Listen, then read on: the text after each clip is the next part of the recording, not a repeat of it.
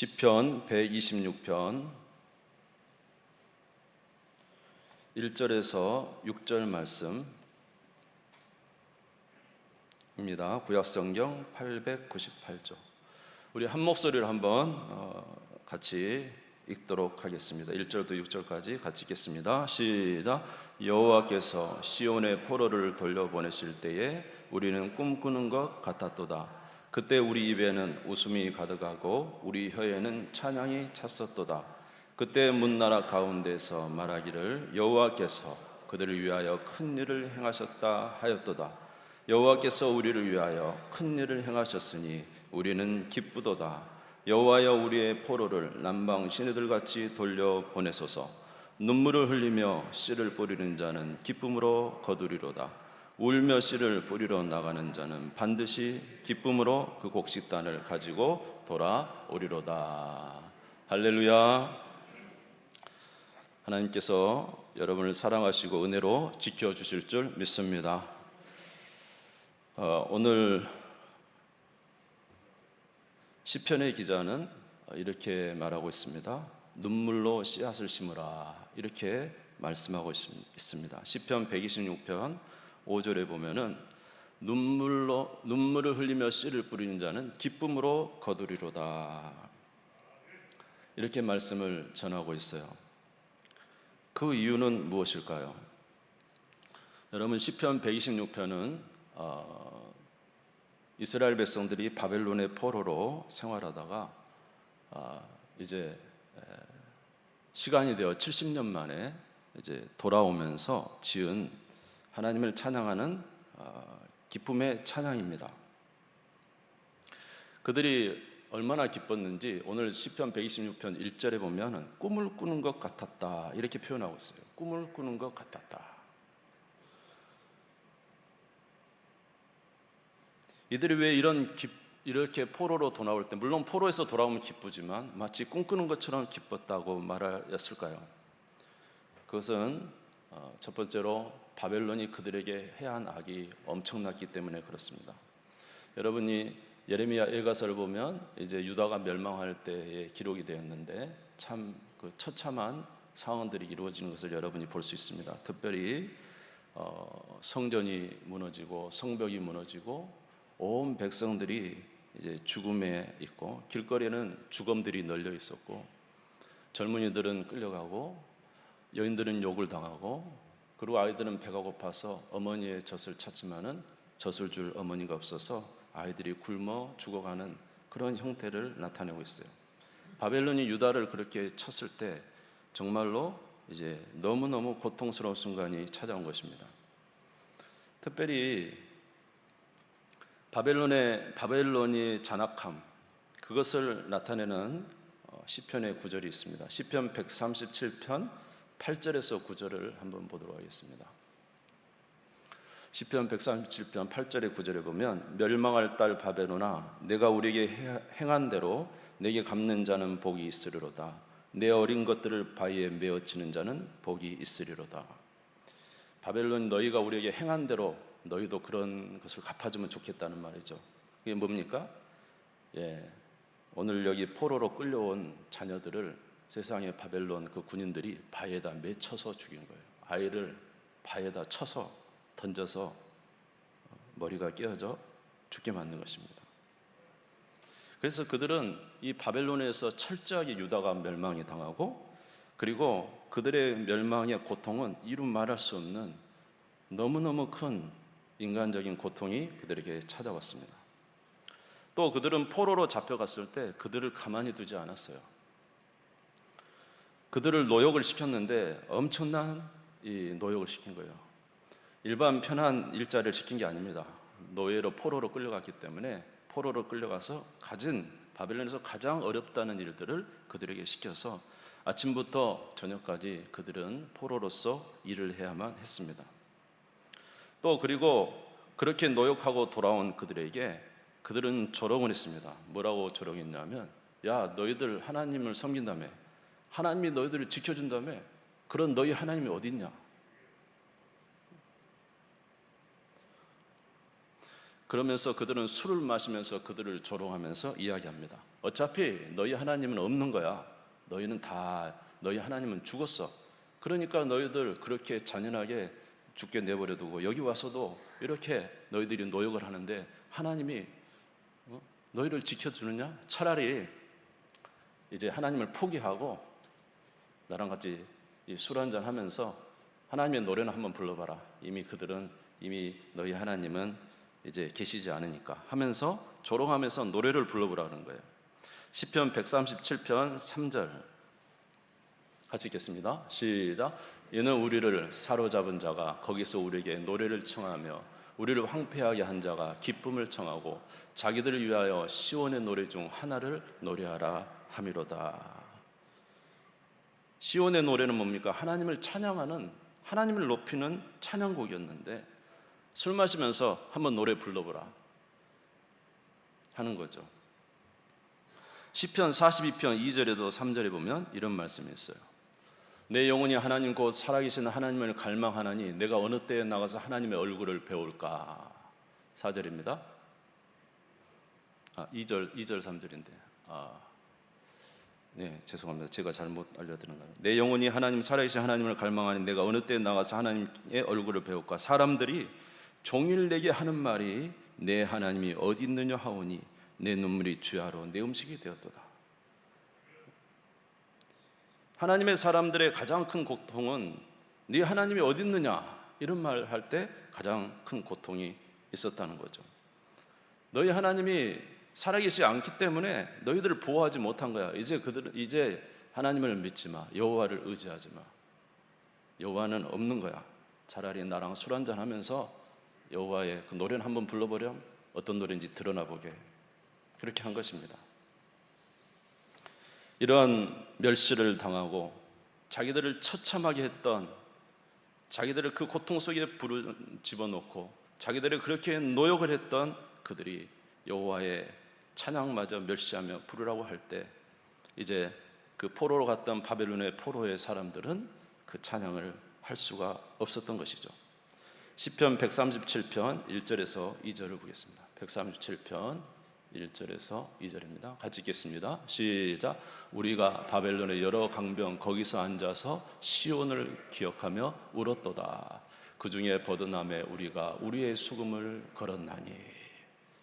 그들이 조롱할 때 포로로 잡혀갔던 이스라엘 백성들은 거기서 울었습니다. 시온을 기억하며 울었습니다. 예루살렘을 기억하며 울었습니다. 거기서 하나님을 찬양하던 시대를 기억하며 울었습니다. 자기들을 지켜주신 하나님을 향하여 기억하며 울었습니다. 그리고는 하나님을 찬양하며 쓰였던 그 수금을 버드나무에 걸어놓고는 그들 앞에서 그들이 요구하는 그 멸시의 찬송을 부르지 않았던 것입니다. 그러면서 그들은 그 많은 고통 속에서도 끝까지 하나님을 붙잡았어요.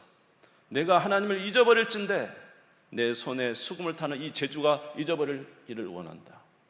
내가 이 고통 속에 있지만 내 하나님을 잊어버린다면, 그래서 내가 저들의 멸시하는 찬양을 부르라 하는 그들의 멸시를 내가 만약에 멸시 속에 하나님을 잃어버리고 내가 부른다면 내 입천장이 붙어버리기를 원한다. 나는 어떤 상황 속에서도 하나님을 잃어버릴 수 없다. 이렇게 한 것이죠. 시편 137편 4절에서 6절입니다. 같이 읽겠습니다. 시작. 우리가 이방 땅에서 어찌 여호와의 노래를 부를까. 예루살렘아 내가 너를 잊을진데 내 오른손이 그의 제주를 잊을지로다. 내가 예루살렘을 기억하지 아니하거나 내가 가장 즐거워하는 것보다 더 즐거워하지 아니할진데 내 혀가 내 입천장에 붙을지로다. 내가 이렇게 저들의 멸시의 말을 듣느니 차라리 내 입천장에 붙어버리면 좋겠다. 내가 저들의 멸시의 말에 내가 순종하느니 차라리 내 이 손재주가 없어져 버리면 좋겠다. 그렇게 하면서 하나님을 결코 버릴 수 없음을, 그들이 그 어려운 바벨론의 포로 생활에도 하나님을 잃어버릴 수 없음을 고백하면서 그들은 눈물의 씨앗을 뿌린 것입니다. 그래서 오늘 우리가 읽은 시편 126편 5절에 눈물을 흘리며 씨를 뿌리는 자는 기쁨으로 거두리라. 그들은 바로 바벨론 강변에서 눈물을 흘리며 하나님을 향한 믿음을 지켰던 거예요. 할렐루야. 눈물을 흘리며 믿음을 지켰던 거예요. 그런데 문제는 이것이 하루가 가고 이틀이 가고 3일이 가도 전혀 변화의 상황은 없는 것입니다. 환경은 전혀 변화되지 않은 것입니다. 바벨론은 점점 더 강성해집니다. 이스라엘 백성은 포로로 잡혀갔지만 그 포로에 있는 이스라엘 백성들은 전혀 그들에게 힘을 수 없는 연약하게 그지없는 너무나 연약한 그런 자들로 거기에 서 있는 것입니다. 그래서 그들은 눈물의 씨앗을 뿌렸지만은 고통스러운 시간들이 계속됐습니다. 그래서 그들은 울면서 이제는 씨앗을 뿌리러 나갑니다. 116편 5절 6절 다시 한번 읽겠습니다. 116편 5절 6절 같이 읽을까요? 시작. 눈물을 흘리며 씨를 뿌리는 자는 기쁨으로 거두리로다. 울며 씨를 뿌리러 나가는 자는 반드시 기쁨으로 그 곡식단을 가지고 돌아오리로다. 저기 울며 씨를 뿌리러 나가는 건 계속되고 있는 이 내용입니다. 계속 이제 진행이 되고, 그러니까 날마다 울며 나가는 거예요. 믿음을 지킨다고 하지만 전혀 변화가 없어요. 상황이, 바벨론은 역시 강하고 자기들은 그 바벨론에서 고통의 시간들이 계속 흘러가고 있어요. 어제도 울었지만 오늘도 울 수밖에 없어요. 또 울 수밖에 없어요. 시간이 지나면 지날수록 계속 눈물을 흘릴 수밖에 없어요. 그래도 그들은 울며 씨를 뿌리러 나갑니다. 아멘. 고통의 시간들이 계속되는 거죠. 언제 이것이 끝날지 몰라요. 환경은 전혀 변화가 없어요.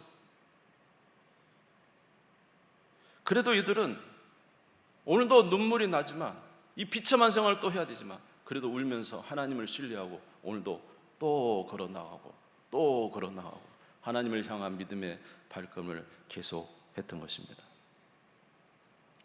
그런데 전혀 상황은 변하지 않은데 놀라운 일이 벌어졌습니다. 어느 날 아침 일어나 보니까 해방이 선포된 거예요. 너희는 돌아가라. 예루살렘으로 돌아가라. 너희는 이제 자유다. 예루살렘에 돌아가서 거기 가서 성전을 짓고 아름답게 그곳에서 살라고 자유가 선포된 것입니다. 놀라운 일이 벌어진 것입니다. 역대하 36장 23절을 읽겠습니다. 역대하 36장 23절입니다. 같이 읽겠습니다. 시작. 바사왕 고레스가 이같이 말하노니 하늘의 신 여호와께서 세상 만국을 내게 주셨고 나에게 명령하여 유다 예루살렘에 성전을 건축하라 하셨나니 너희 중에 그의 백성 된 자는 다 올라갈지어다. 너희 하나님 여호와께서 함께 하시기를 원하노라 하였더라. 어느 날 아침 일어나 보니까 자유가 선포된 것입니다. 이유는 무엇이냐? 바벨론의 그 강성한 바벨론이 페르시아 바사왕 바사에 의해서 점령당해버린 거예요. 바벨론이 망해버리고 페르시아 바사가 그 나라를 점령했는데 그때 당시에 원년의 왕이 누구냐면 고레스라는 왕이에요. 근데 이 고레스 왕이 정책이 바뀐 거예요. 각 민족에게 자유를 주는 것입니다. 특별히 유다 민족에게는 더 선처를 한 것이 너희들은 이제 마음껏 자유를 누리고 돌아가라. 그리고 가서 성전을 지어라 하면서 그들이 성전 짓는 것까지 도와주는 이런 일이 있게 된 거예요. 왜 이랬을까 생각해 보니까 그때 당시에 총리로 남아있던 사람이 있어요. 누굽니까? 맞히시는 분에게 선물을 주려고 그랬는데 다니엘이죠. 다니엘은 왕들이 다 바뀌어도 마지막까지 남은 총리로 남은 사람이 다니엘이에요. 할렐루야. 이 다니엘이 있었어요. 또 하나님의 약속도 있었죠. 이 고레스가 유다 민족에 대한 엄청난 호의를 가지고 자유를 선포해버린 것입니다.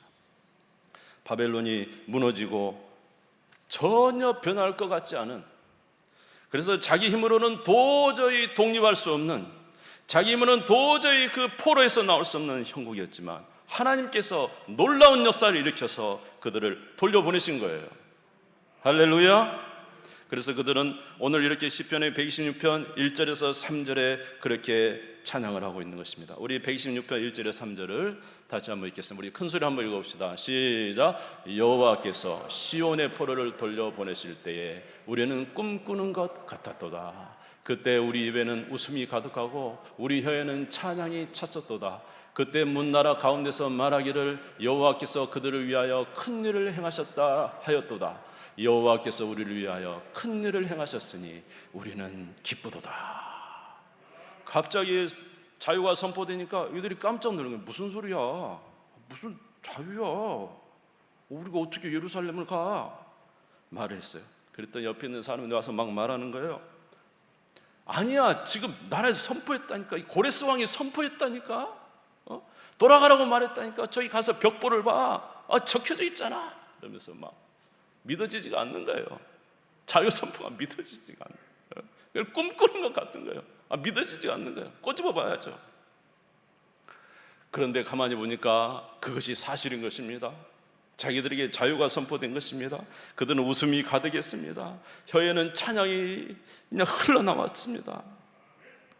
자기들뿐만 아니라 둘레에 있는 많은 다른 민족들도 말합니다. 이야, 너희들은 복받은 민족이다. 하나님이 너희들에게 큰 일을 행하셨다 하면서 돌아가라고 막 둘레 사람들이 그들에게 하나님이 큰 일을 행하셨다고, 여호와께서 행하셨다고. 그래서 우리는 여호와의 큰 일을 보고 기쁘도다, 정말로 기쁘도다 하면서 그 꿈꾸는 기쁨과 같은 그런 기쁨을 누리게 된 거예요. 그러면서 그 시편의 기자가 하는 말이 뭡니까? 눈물로 씨앗을 뿌려라. 아무리 어려움이 있어도 눈물로 씨앗을 뿌려라. 아무리 어려움이 있어도 하나님을 신뢰하라. 그러면 하나님이 너희에게 기적을 일으켜 주실 것이다. 일제강점기에 우리나라는 너무나 큰 어려움을 겪었습니다. 1910년에 경술국지로 우리나라는 주권을 잃어버리고 모든 일에 이제 일본에 복속되어 들어갔습니다. 일본은 무력으로 이 나라를 다스리기 시작했어요. 학교도 경찰이 칼을 차고 들어가고 어느 곳곳인지 이 무력의 통치가 시작되었어요. 너무너무 이들이 무섭게 우리나라를 짓밟자 이제 대한민국에 있던 우리 대한민국 아니죠. 그때 당시 우리 민족들은 참을 수 없었어요. 그래서 1919년 3월 1일 3.1운동이 일어났습니다. 대한민국 독립을 외쳤습니다. 전국적으로 퍼지자 일본이 이제 그거에 대한 충격을 받았어요. 그리고는 그들이 했던 정책이 뭐냐면 우리 민족 말살 정책이었어요. 말살 정책은 내선일체라고 하는 일본과 우리는 하나다라는 것을 통해서 우리나라 민족성을 싹 없애버리는 거죠. 그래서 가장 먼저 했던 것이 우리나라 언어를 없애서 일본어를 쓰게 했고 우리의 이름도 바꿔버렸습니다. 창씨 개명이라고 하죠. 이름을 다 일본어로 바꿔버렸습니다. 그리고 나서 시간이 지나자 이제 2차 대전에 들어가서 싸우던 이들이 이제 군사가 더 필요하니까 어떻게 했습니까? 우리나라에 있는 우리 젊은이들을 끌어가서 징병을 해서 데려갔죠. 아주 나이 작은 아이들까지 데려가서 그들을 어디에 있으면 최전방에 보내서 총알바지로 썼어요. 그리고 그들이 일하는 곳에 정말로 힘들고 어려운 이 전쟁을 위해서 해야 될 정말로 살고 죽는 것 같은 그런 어려운 일터에 이 일본 사람들 우리나라 이 젊은이들을 끌어다가 징용해가지고 가서 일꾼으로 써버렸어요. 그리고 우리나라의 아름다운 우리 딸들을 데려다가 성노예로 팔고 위안부로 팔아버린 이런 일도 있지 않습니까? 그래서 우리나라 백성들은 어쩌든지 이에서 독립을 해보려고 수많은 노력을 했습니다. 많은 노력을 했어요. 그러나 우리가 생각보다 물론 많은 노력을 했지만 우리가 생각한 것보다 독립에 대한 그런 기대가 우리에게 많이 호전되지 않았어요. 점점점 일제 압박은 점점 더 커져왔고 그 강압이 점점 커서 이제는 정말로 어려운 상황이 됐어요. 공무를 지어도 다 가져가는 거예요. 왜냐하면 자기 군인들 전쟁 2차 대전에 참가한 자기 일본 군인들에게 먹을 것을 줘야 되니까 우리나라 공무를 싹 가져가는 거예요. 가난이 찾아오고 너무 힘들어졌습니다. 열심히 노력을 하지만 호전될 기미는 전혀 보이지 않았습니다. 믿음의 사람들에 대한 박해는 점점 커져갔습니다. 교회를 핍박하는 핍박이 도를 지나쳤고 그들은 많은 사람들을 끌어다가 고문하고 폭행하고 그들을 때리고 예수 그리스도를 모독하게 하고 하나님을 모독하는 말을 시키는 이런 악을 행했습니다. 사람들은 그런 핍박 속에서도 믿음을 지켰습니다. 많은 사람들이 조롱했습니다. 너희 하나님이 있으면 너희들을 구원해보라고 하라고. 믿음의 사람들을 조롱했습니다. 사람들은 그때마다 눈물을 흘렸습니다. 눈물의 씨앗을 뿌렸습니다. 점점점 그들의 박해가 많아지고 이제는 예수 그리스도를 믿다가 죽어가는 사람들이 많았습니다. 순교하는 사람들이 곳곳에서 일어나게 됐어요. 여러분, 우리는 순교자 몇 명을 아시지만 사실은 이 지역 각곳에 가보십시오. 예수 그리스도를 믿다가 순교한 사람이 어마어마하게 많습니다. 드러나지 않고 이름이 기록되지 않았을 뿐이죠. 그렇게 순교자를 배출한 가정과 교회는 눈물이 계속적으로 흘렀고 울며 씨앗을 뿌릴 수밖에 없어요. 날마다 울어야 됐어요.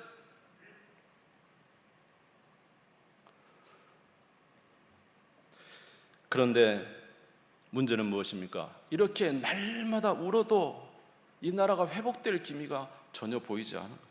오히려 일제의 압박이 점점 더 심해져 오기만 한 것입니다. 제가 우리 아버지의 손을 잡고 우리 온 가족이 정말로 맨 처음 본 영화가 있어요. 맨 처음 본 영화. 그 영화가 뭐냐면 하늘 가는 밝은 길, 혹시 아십니까? 그 영화를 제가 맨 처음 봤거든요. 영화. 거기 보면 주기철 목사님의 일대기가 나옵니다. 예수 믿는 것 때문에 끌려가서 온갖 고문을 다 받습니다. 참, 예수 믿는 것 때문에 저렇게 고생하는구나 생각했어요. 근데 지금도 아직도 기억나면 한 가지가 있어요. 그게 뭐냐면 산정형교회입니까? 산정형교회 성도들을 다 불러 모았습니다. 순사들이. 그리고는 어떻게 하냐면 큰 이 철판에다가 대못을 다 박았어요. 엄청나게 촘촘하게 대못 다 박아놓고 그리고는 쫙 이렇게 펼쳐놓습니다. 그리고는 주기철 목사 성도들 보는 앞에 이야기합니다. 네가 예수를 거절하면 여기를 걸어가지 않아도 되지만 네가 진정으로 예수를 인정한다면 너는 여기를 걸어가야 된다고. 이 말이 떨어질 때 그때 그 장면에 주기철 목사 아무 말 안 눈을 감고 있다가 갑자기 발을 듭니다. 맨발입니다. 그리고는 그 발 위에 그 송곳 위에 발을 탁 얹어서 몸을 실을 때 푹 들어간 것입니다. 또 다른 발을 띄어서 푹 들어간 것입니다. 그렇게 지나갔어요. 그리고 마지막까지 지나가서 쓰러질 때 온 성도가 와서 그 목사님을 붙잡고 우는 것을 제가 기억이 납니다. 야, 예수 믿는 것이 정말로 힘든 것이구나. 예수는 저렇게 믿어야 되는 것인가 보구나. 제가 그런 진짜 어린 마음에 그런 생각이 나요. 지금도 그 기억이 남아요. 그 유명한 배우인데 제가 여기 이름을 잘 모르겠어요. 한 가지 또 기억 남는 게 있는데 제가 신학교 다닐 때 축제가 있었습니다. 축제가 있었는데 매일마다 이제 세미나가 있었어요.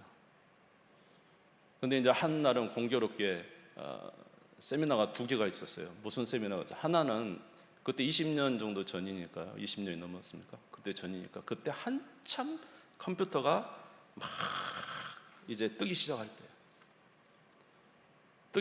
때 이제 하나의 이 세미나 하나가 뭐냐면 매스미디어를 통한 목회 활용이라는, 매스미디어를 통한, 다시 말해 컴퓨터를 통한 목회 활용, 이런 것이 있어요. 또 하나가 뭐였냐면 주기철 목사님의 막내 아들 주광조 장로의 간증과 강의, 이 두 가지가 이제 일주일 중에 한 날에 두 가지가 같이 있었던 거예요. 저는 가만히 생각하니까 어차피 매스미디어 이거는 나중에도 배울 수 있으니까 내가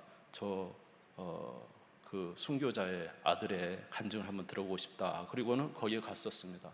근데 제가 굉장히 마음에 안타까움을 가졌어요. 뭐냐면 거기에 그 주기철 목사님의 아들의 이 간증과 강의를 들으러 오는 사람이 몇 명 안 됐다는 거예요. 다 어디 갔냐면 다 매스미디어 가서 그걸 갔다는 거예요. 물론 많은 사람들이 다 이미 그분의 간증을 들었기 때문에 그런 것일 거라고 생각이 됩니다. 그러나 제 마음속에 약간 그런 씁쓸함이 있었어요. 그분이 강의를 시작합니다. 강의를 시작하면서 아버님에 대해서 이야기를 시작하는데 시작하지 얼마 되지 않자 눈물을 막 흘리더라고요. 그러면서 그 눈물을 보면서 제가 그런 생각을 했어요. 저분이 아버지를 생각해서 울었을까? 아니면 순교자의 자기 아버지, 아버지를 자랑한 건 아니지만 하나님을 향하여 믿음으로 살았던 선조들의 그 모습을 잘 들으려 하지 않은 이 후배들의 마음 아픔 때문에 울었을까? 저는 그거 생각하면서 참 마음이 아프더라고요. 여러분, 우리 신앙의 선배들의 신앙을 본받고 그분의 따라가신 그분들이 행하신 믿음의 길을 걸어가는 것이 중요하다고 생각합니다. 하나님의 영광을 위해서 살아가는 우리 모두가 되시기를 주의 이름으로 축원합니다. 이처럼 일제시대에 수많은 어려움이 있었어요. 그런데 문제는 아무리 주님을 위해서 눈물을 흘리고 또 그래서 울면서 하루하루를 지나가도 이것이 언제 끝날지 전혀 알 수가 없는 것입니다.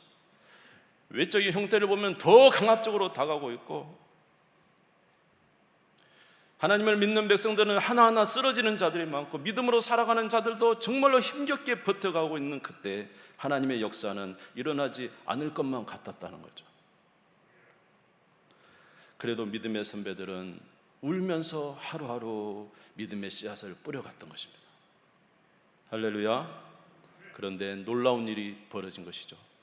1945년 8월 15일 생각지도 않은 광복이 찾아온 것입니다. 생각지도 않은 대한민국 독립이, 대한의 독립이 찾아오게 된 거예요. 이유는 여러분들이 잘 아실 것입니다. 막 나가는 일본이 함부로 행하다가 미국에 의해서 원자폭탄이 떨어졌죠. 히로시마에 두 발의 원자폭탄이 히로시마와 나가사키 이렇게 떨어졌다고 합니다.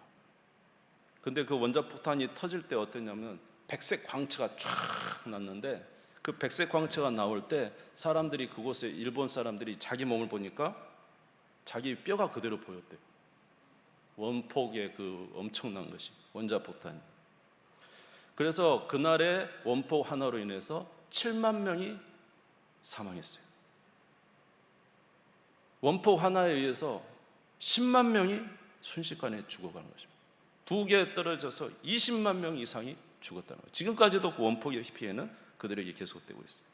그때 당시에 히로시마는 완전히 초토화되고 있어요. 일본 천황이 바로 항복했습니다.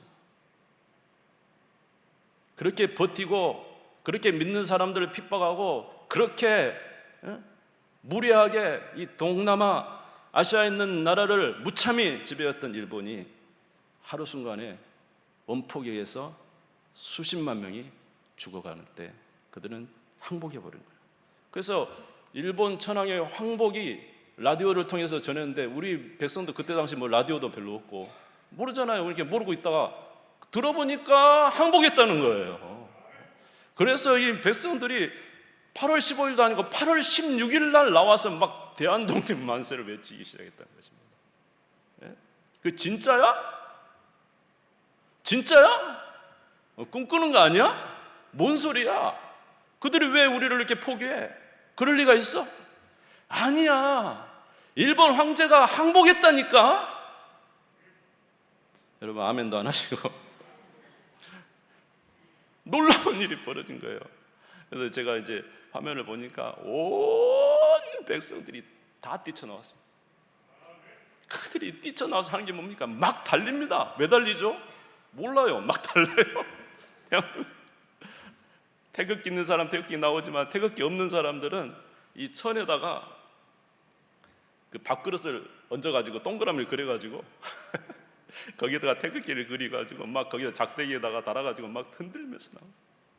얼마나 뛰었는지 등에 땅이 그냥 위에서부터 아래까지 쫙 땀이 나도 그 기쁨을 이루 형용할 수가 없어요. 사람들이 서로 모아서 부둥켜 안고 기쁨을 나눕니다. 예? 남녀노소 살 거 없어요. 전부 다 나와서 뛰는데 그 기쁨을 어떻게 말합니까? 아멘. 아마 그 기쁨이 오늘 시편 126편 1절에서 3절의 기쁨이 아닐까 그런 생각이 들어요. 우리 다시 한번 읽어보겠습니다. 시편 126편 1절에 3절 같이 읽읍시다. 시작. 여호와께서 시온의 포로를 돌려보내실 때에 우리는 꿈꾸는 것 같았도다. 그때 우리 입에는 웃음이 가득하고 우리 혀에는 찬양이 찼었도다. 그때 문나라 가운데서 말하기를 여호와께서 그들을 위하여 큰 일을 행하셨다 하였도다. 여호와께서 우리를 위하여 큰 일을 행하셨으니 우리는 기쁘도다. 할렐루야. 하나님이 놀라운 일을 행하셨는데 깜짝 놀란 거예요. 정말이야? 우리가 해방됐어? 진짜야? 꿈꾸는 것 같았어. 온 민족이 순간에 나와서 우리 하나님을 찬양한 것입니다. 그래서 오늘 시편의 기자는 말합니다. 눈물로 씨앗을 뿌리시라고, 울면서도 씨앗을 뿌리시라고. 우리 하나님을 신뢰하고 믿으시기를 주님의 이름으로 축원합니다. 아무리 우리의 환경과 사건이 어려워서 지금은 도저히 그런 일이 일어나지 않을 것 같은 상황이라도 우리 하나님이 역사하시면 단 하루 만에 역사가 일어날 수 있습니다. 여러분, 코로나 시대에 얼마나 어렵습니까? 끝이 보이지 않잖아요. 그래서 우리는 실패하고 낙심하고 좌절하는 그런 상황들이 우리에게 옵니다. 그러나 오늘 성경에서 우리에게 뭐라고 말합니까? 이렇게 끝이 없는 것 같은 상황 속에도 너희들은 눈물의 씨앗을 심어라. 할렐루야. 계속 끝이 없는 것 같은, 아무리 애써도 변화되지 않는 그 순간에도 그래도 일어나서 울면서 씨를 심으러 나가라. 그래야만 반드시 기쁨의 열매를, 그 곡식단을 가지고 돌아올 것이다. 이렇게 말씀해 주고 있는 것입니다. 사랑하는 성도 여러분, 믿음을 가지시기를 주의 이름으로 축원합니다. 울면서 씨를 뿌리는 자는 반드시 기쁨으로 그 곡식단을 가지고 돌아온다고 우리에게 말씀해 주고 있습니다. 믿음을 잃지 마시고 이 어려운 세대도 하나님을 향한 믿음을 향하여 온전한 믿음으로 나아가시기를 주의 이름으로 축원합니다. 바벨론의 포로에서도 그 많은 조롱과 그 많은 어려움과 그 많은 환난 속에서도 끝까지 하나님을 붙잡았던 우리의 믿음의 선조들처럼, 일제시대에 그렇게 엄청난 만행과 폭행 속에서도 죽음을 각오하고도 하나님을 신뢰했던 눈물의 우리의 신앙의 선배들처럼 오늘 우리도 이 시대에 하나님을 향한 믿음을 가지고 나아간다면 하나님 반드시 때가 되면 이 모든 것을 제거해 주시고 한날에 제거해 주시고 놀라운 은혜로 역사해 주실 줄 믿습니다. 여러분의 개인의 삶 속에 어려움이 있습니까? 아무리 우리 가족을 위해서 기도해도 우리 사랑하는 자녀와 우리 사랑하는 남편과 사랑하는 아내와 우리 사랑하는 형제가 결코 돌아오지 않을 것 같은 정말 암담한 마음의 고통이 있습니까? 여러분, 그래도 눈물의 씨앗을 뿌리십시오. 오늘도 울며 나가십시오. 때가 되면 하나님이 그때 정확하게 놀라운 역사로 은혜를 베풀어 주실 줄 믿습니다.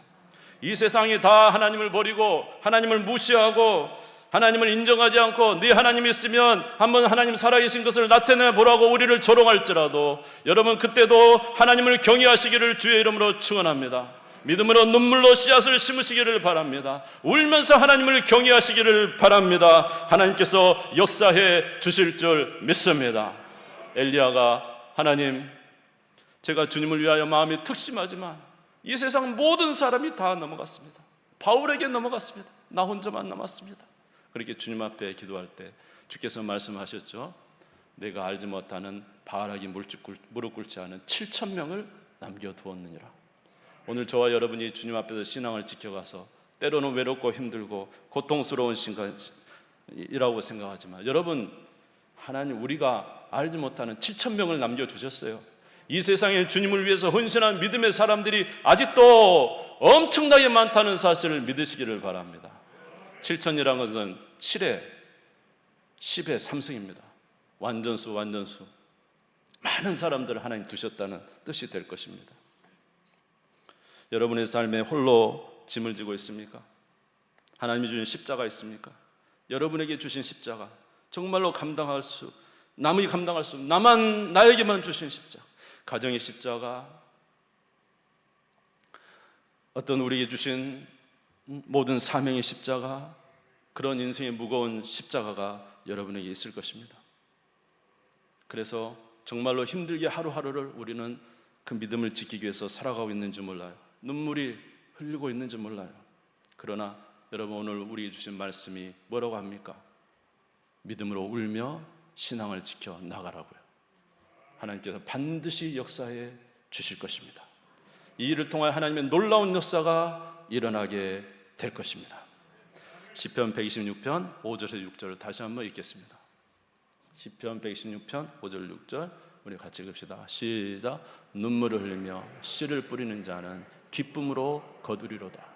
울며 씨를 뿌리러 나가는 자는 반드시 기쁨으로 그 곡식단을 가지고 돌아오리로다. 할렐루야. 누가 계시기 때문에요? 하나님이 계시기 때문에. 마지막으로 한 가지만 더 보겠습니다. 시편의 기자는 이런 기쁨이 있으면서도 한 가지 하나님 앞에 기도하고 있습니다. 시편 116편 4절입니다.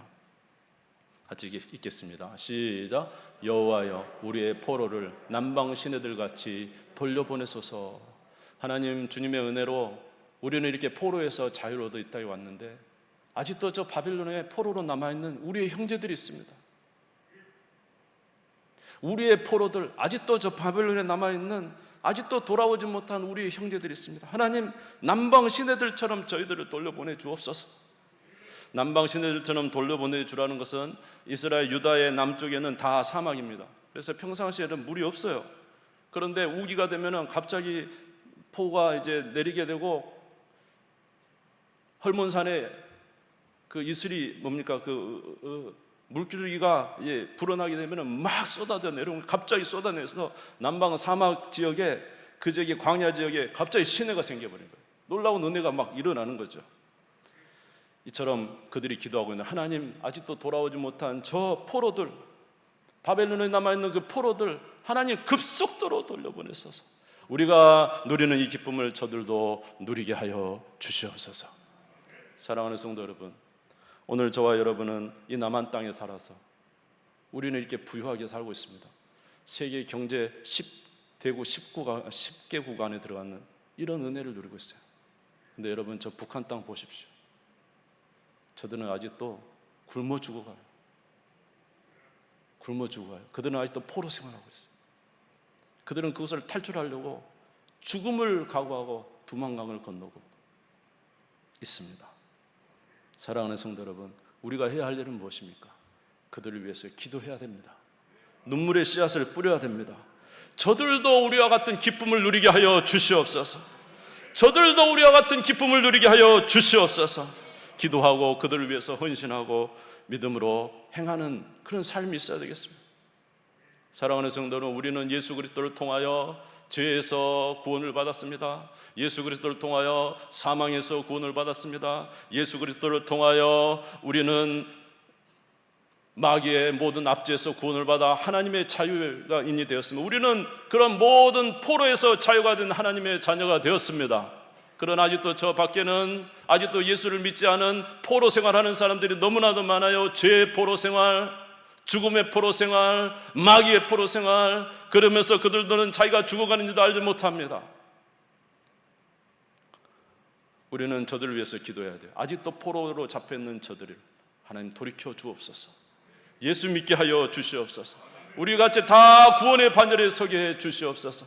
우리 함께 기쁨을 누리게 하여 주시옵소서. 참된 자유를 누리게 하여 주시옵소서. 이런 기도가 우리에게 필요하다는 거예요. 바벨론에 돌아온 포로들이 이렇게 기도했던 것처럼 우리도 주님 앞에 이렇게 기도하고 하나님께 영광을 돌리는 우리 모두가 되시기를 주님의 이름으로 축원합니다. 우리 주님 세움 부르짖고 잠시 기도합시다.